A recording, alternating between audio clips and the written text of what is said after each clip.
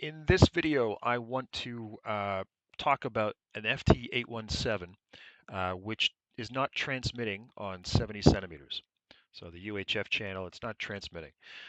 This scenario was raised by a viewer who wrote to me and asked this very question. His FT-817 was not transmitting on 70 sems. What could be the problem?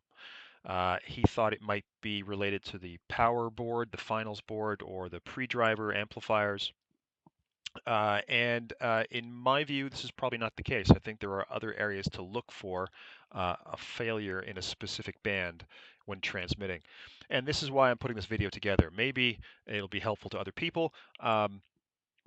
The analysis I bring to this problem is just my own. Obviously, it's just my way of thinking through the problem, and areas that I would start to look at if I was to repair this radio to fix this transmission issue. And so maybe this way of thinking and the analysis of the circuit will be helpful to others. So the first thing I would do is open up uh, the service manual, and a quick internet search will find the FT-817 has a fantastic documentation. Yaesu does very well in terms of documenting its radios, and you can see all sorts of information like the block diagram, which shows you really a kind of a workflow of all the pieces and filters and processes inside the radio. Scrolling down a little further, you get into the circuit description, which talks in detail about every part of the radio, from the AGC to receiving, receiving 70 centimeters right here. Some descriptions of the signal path through the radio, and so on. Uh, to talk about why this radio, this scenario of a radio not transmitting on 70 sems, where that might come from, let's start the conversation by looking at the diagram on page 71. This is the PA board for the 817, which essentially is the board or the area of the radio that contains the antenna sockets over here. I'll make it just fit on the page. Um, it contains the antenna sockets over here and any of that receiving filtering. So all of this stuff is basically RF filtering for the various bands, both low pass, high pass, and so forth. It contains things like directional couplers for um, analyzing forward and reverse voltages and power for SWR calculations. And all of that RF ultimately passes through and goes into the rest of the board over here, where you have the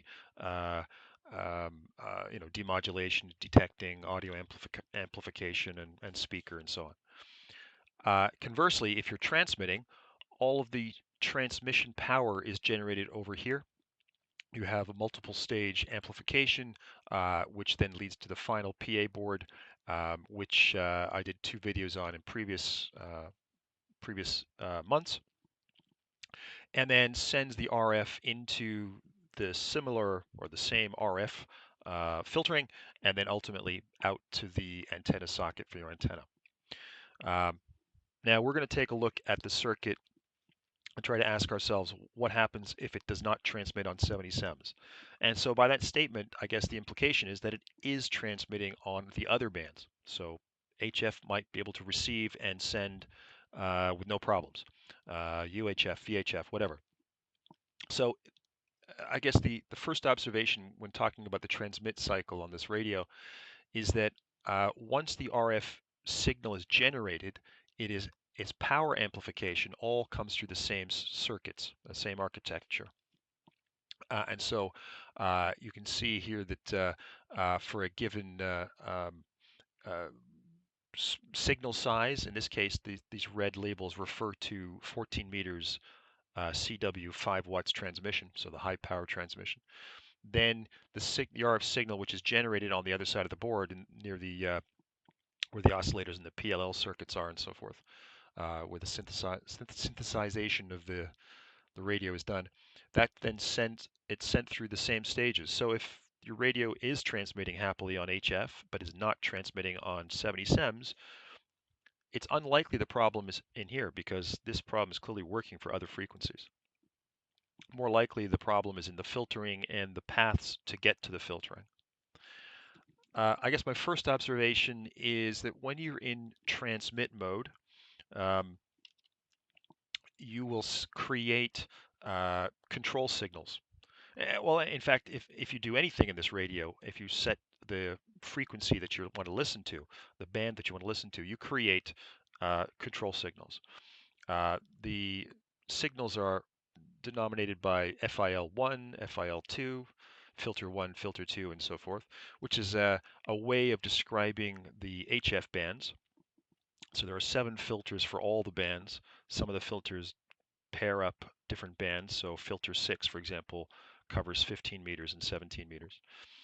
There's one for VHF, there's one for UHF. So if you set your menu to listen to the 77s band, this line will go high. 5 volts, I think, is the value, and it goes high with the DC value. And antenna, for example, if you want to choose the rear antenna socket, this will also have a control voltage that will go high. And if you're transmitting, when you're actually push the PTT switch or the key down switch in CW, you'll also get a high voltage on this pin.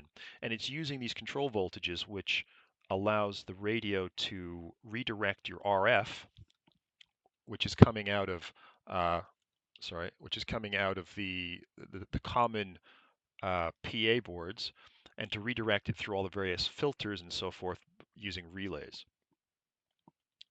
So let's talk about transmission. So what you will notice is, I guess, 2 other important control signals which happen when you transmit. The first is TX5. So when you transmit, TX5 is enabled. And this TX5 is important for transmission because it is the biasing voltage for all of the amplifying stages. You'll see that the gates and the base are all dependent on TX5 presenting a voltage. Even on the actual final board itself, you'll see TX5 appear. So that only happens when you have PTT pressed, and you will then get power to RF power through the radio. But TX5 also has a role to play in controlling the flow of RF through the various filters. You'll see TX5 here. When TX5 goes live or goes high at 5 volts, it will turn on this transistor at the base, which allows this transistor to conduct and bring to ground. So this base now goes to ground on the second transistor, but because it's an PNP type, this actually allows this transistor to conduct, and you get 9 volts coming through from this 9-volt rail through the transistor to a line called TX9. So when you push your button PTT, you enable TX5, which itself creates TX9, a 9-volt DC voltage, control voltage. And this is important because this is the voltage which energizes all the relays in the radio. So again, if your radio is working and transmitting on other bands, then TX9 is present because it's switching the RF between the different working filters that you just tested. So where would you start to look if you had a problem transmitting specifically on UHF? And well, the first step to look is your RF is going to come out of the PA board, and it's going to come into this first relay. Now, the way relays are described in the schematic, a relay has essentially, it's one throw. What is it? One pole, 2 throws. One is normally closed, and it's in black. So the signal path by default with a relaxed, unenergized relay is through the black path, and you would go up this way and then over into the circuitry on the right. But that's really the default path for HF transmissions. When you have UHF transmissions, you're going to have a control voltage on the UTX line that will go high at 5 volts, let's say, and that enables this diode to turn on, forward bias, and that presents a positive voltage at the base of this transistor. This transistor conducts and allows 9 volts to pass through the coil of the relay all the way to ground. When that relay energizes, the RF then goes through the second contact and then out into the filtering. And you can see straight away that if you fail to have this UTX voltage present, you won't get the diode turned on, you won't turn on the transistor, and the relay won't switch. So if you are looking for the first cause or potential cause of no transmit on 70 SEMS, you're going to be looking at these components. Is there UTX voltage? Right? Is there voltage there? Is this diode working? Question mark. Is this transistor working? Question mark. And is this relay working? Is it switching over? Well, one way to test it is to check if you are transmitting on 2 meters on the VHF channel, because you'll see VHF requires a similar control voltage to go high here, which would then turn on this transistor and allow this relay to close. So you can quickly check if these two components are working by seeing if you can transmit on VHF. It still doesn't tell you if the UTX control voltage is working or not, but that's something you can test with a multimeter. So if you pass this stage and you find your RF on 70 SEMS is correctly going through the circuits, then the next stage to look is down here. If you follow the line, you come down to another relay. And again, the RF coming into the center conductor, the default position of the relay is the black normally closed path, and that takes you into this section here, which is actually related to VHF. So this is the 2 meter band. And so, again, if you're focused on 70 SEMS, you need to have this control voltage, UTX, present. That's going to provide a high voltage down this line and switch on this transistor. Right?